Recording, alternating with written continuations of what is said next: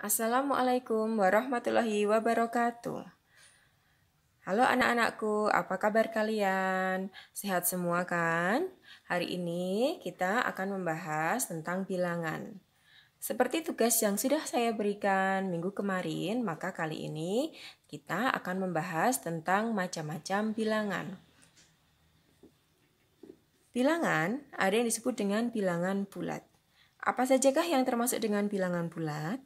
Bilangan bulat ini adalah bilangan yang terdiri dari bilangan bulat positif, negatif, dan 0. Jika dijabarkan, maka anggotanya adalah yang negatif bisa saya mulai dari negatif 3, negatif 2, negatif 1, 0, 1, 2, 3, dan seterusnya. Artinya di sini sebelum negatif 3 ada negatif 4, negatif 5, negatif 6, dan seterusnya. Kemudian ada 0 dan ada bilangan positif 1, 2, 3, dan seterusnya. Bilangan-bilangan ini merupakan bilangan bulat. Berikutnya adalah bilangan cacah. Bilangan cacah adalah bilangan yang dimulai dari 0. Jadi anggotanya merupakan 0, 1, 2, 3, 4, dan seterusnya. Untuk bilangan asli adalah bilangan yang dimulai dari 1, 2, 3, 4, 5, dan seterusnya. Perhatikan ketiga bilangan ini. Ada bilangan bulat, ada bilangan cacah, dan ada bilangan asli. Ketiganya berbeda ya. Bilangan asli termasuk bilangan cacah, tetapi bilangan cacah tidak termasuk bilangan asli. Demikian juga dengan bilangan cacah, merupakan bilangan bulat, tetapi bilangan bulat bukan merupakan bilangan cacah. Selanjutnya yang keempat, ada yang disebut dengan bilangan prima. Nah, kemarin sudah diberikan tugas kalian untuk mencari macam-macam bilangan prima dari angka 1 sampai 100. Bilangan prima adalah bilangan yang hanya memiliki 2 faktor.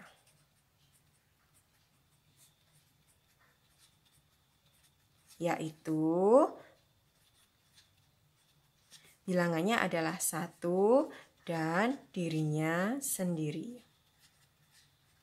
Nah, sekarang kita coba ya. Jika saya memiliki bilangan 1, 2, 3, 4, 5, 6, 7, 8, 9, dan 10. Nah, dari ke-10 bilangan ini, manakah yang merupakan bilangan prima? Kita kembalikan ke pengertiannya. Memiliki 2 faktor, yaitu 1 dan dirinya sendiri. Kita perhatikan, bilangan 1 itu hanya memiliki 1 faktor, yaitu 1. Bilangan 2 memiliki 2 faktor, yaitu 1 dan 2. Artinya faktor adalah 2 bisa dibagi dengan 1 dan bisa dibagi dengan 2. 3 bisa dibagi dengan 1 dan juga bisa dibagi dengan 3. Sedangkan 4 bisa dibagi dengan 1, bisa dibagi dengan 2, bisa dibagi dengan 4. Untuk 5 memiliki 2 faktor, yaitu 1 dan juga 5. Bagaimana dengan 6? Bisakah kalian menyebutkan faktor-faktor dari 6? Ya, 1, 2, 3, dan 6. Untuk 7, berapakah faktor dari 7? 7 memiliki faktor yaitu 1 dan 7. Oke. Kalian paham? Nah, dari 7 contoh ini kita bisa menyimpulkan manakah bilangan yang merupakan bilangan prima, yaitu yang memiliki 2 faktor, yaitu ini, dan ini. Untuk selanjutnya kita belum cek lagi. Nah, jadi dari bilangan-bilangan 1 sampai 10 yang merupakan bilangan prima adalah 2, 3, 5, 7. Bagaimana dengan 8? Apakah 8 memiliki 2 faktor? Kita lihat, 8 bisa dibagi dengan angka berapa saja? Bisa dibagi dengan 1, bisa dibagi dengan 2, dengan 4, dan juga 8. Faktornya ada 4, berarti dia bukan bilangan prima. Bagaimana dengan 9? 9 memiliki faktor 1, 3, dan 9. Apakah memiliki 2 faktor? Tidak. Sehingga 9 bukan bilangan prima. Bagaimana dengan 10? 10 memiliki faktor 1, 2, 5, dan 10. Sehingga 10 bukan bilangan prima. Nah, tadi kita sudah menemukan bilangan prima 1 sampai 10. Bisakah kalian meneruskan bilangan prima sesudah 10? Apakah 11 merupakan bilangan prima? Coba kalian sebutkan faktor dari 11. Ya, benar. Faktornya adalah 1 dan 11. Sehingga kita bisa simpulkan bahwa 11 juga merupakan bilangan prima. Jika diteruskan, maka sesudah 11 ada bilangan prima lain, yaitu 13, 17, 19, 23, 29, 31, dan seterusnya. Paham ya anak-anak? Baik, untuk pengertian bilangan hanya sampai sini ya. Kita lanjutkan dengan sifat-sifat operasi bilangan. Baiklah anak-anakku, kita lanjutkan sifat-sifat operasi bilangan bulat. Untuk operasi bilangan bulat, kita memiliki operasi penjumlahan, pengurangan, perkalian, serta pembagian. Nah, untuk sifat yang pertama adalah sifat komutatif. Kata lain dari sifat komutatif adalah pertukaran. Artinya, untuk sembarang bilangan bulat, misalnya bilangan bulat itu adalah A ditambah dengan bilangan bulat lainnya, misalkan B, ini akan sama hasilnya jika ditukar posisinya. B ditambah A. Nah, untuk contohnya, misalkan kita mengambil sembarang bilangan bulat. 3 ditambah 9. Apakah hasilnya akan sama dengan 9 ditambah 3? Untuk ini, hasilnya adalah 12. Untuk yang kanan, hasilnya juga 12. Sehingga sifat komutatif berlaku untuk penjumlahan. Selain untuk penjumlahan, sifat komutatif juga berlaku untuk perkalian. Untuk perkalian, berarti untuk sembarang bilangan bulat A dikali dengan bilangan bulat B, hasilnya akan sama dengan B dikalikan A. Ini adalah operasi tambah, yang ini adalah operasi kali. Contohnya, jika saya mengambil sembarang bilangan bulat, misalkan negatif 2 dikali 4. Jika dibalik atau ditukar posisinya, 4 dikali dengan negatif 2, apakah hasilnya akan sama? Negatif 2 dikalikan 4 hasilnya adalah negatif 8.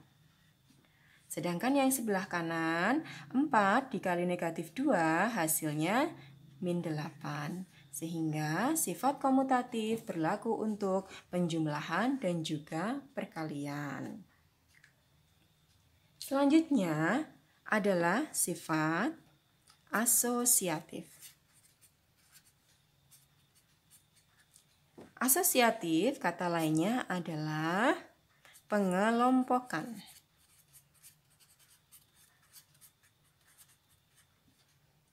Jika terdapat sembarang bilangan bulat, misalkan A ditambah B ditambah C, kita kelompokkan yang bagian depan, maka akan sama dengan A ditambah B ditambah C dengan pengelompokan yang belakang. Ini artinya sifat asosiatif pada operasi penjumlahan. Contohnya untuk sembarang bilangan bulat, 2 ditambah 5 ditambah 6. Kita kelompokkan yang depan dan kita kelompokkan yang belakang, 2 tambah 5 tambah 6. Seperti ini, kalian harus mengerjakan yang di dalam kurung dulu. 2 ditambah 5 adalah 7 ditambah 6. Yang sebelah kanan, 2 ditambah 11. Apakah hasilnya sama? 7 ditambah 6 hasilnya adalah 13. 2 ditambah 11 hasilnya juga 13. Ternyata hasilnya sama, sehingga sifat asosiatif berlaku untuk operasi penjumlahan. Untuk operasi perkalian, ini juga berlaku. A kali B kali C, kita kelompokkan yang depan, sama dengan A kali B kali C, kita kelompokkan yang belakang. Contoh, 2 kali 5 kali 6, kita kelompokkan yang depan, sama dengan 2 kali dalam kurung 5 kali 6. Kita kerjakan yang dalam kurung dulu, hasilnya adalah 10 kali 6 sama dengan 2 kali 5 kali 6 adalah 30. Ternyata ini hasilnya 60, yang kanan juga 60. Sehingga sama. Artinya sifat asosiatif itu berlaku untuk operasi perkalian pada bilangan bulat. Sifat selanjutnya adalah yang nomor 3, yaitu sifat distributif.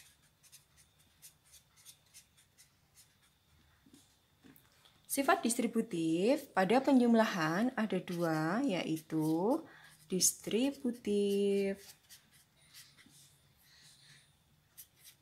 perkalian terhadap penjumlahan dan sifat distributif perkalian terhadap pengurangan. Sebetulnya hampir sama, hanya berbeda pada tanda penjumlahan dan pengurangan.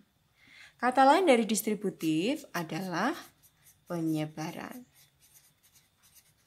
Nah, untuk penjabarannya, sifat distributif perkalian terhadap penjumlahan adalah A kali B tambah C jika disebar akan sama hasilnya dengan A kali B ditambah A kali C.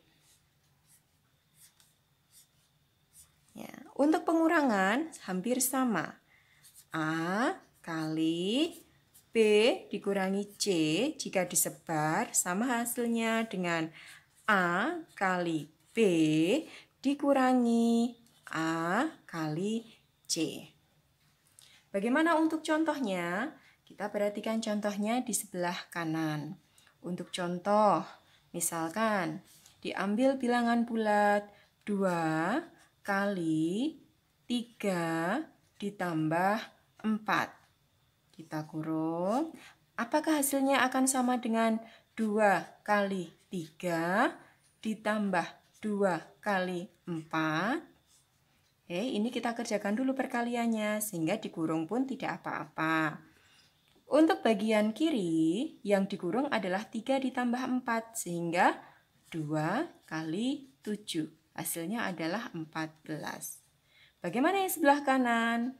2 kali 3, 6.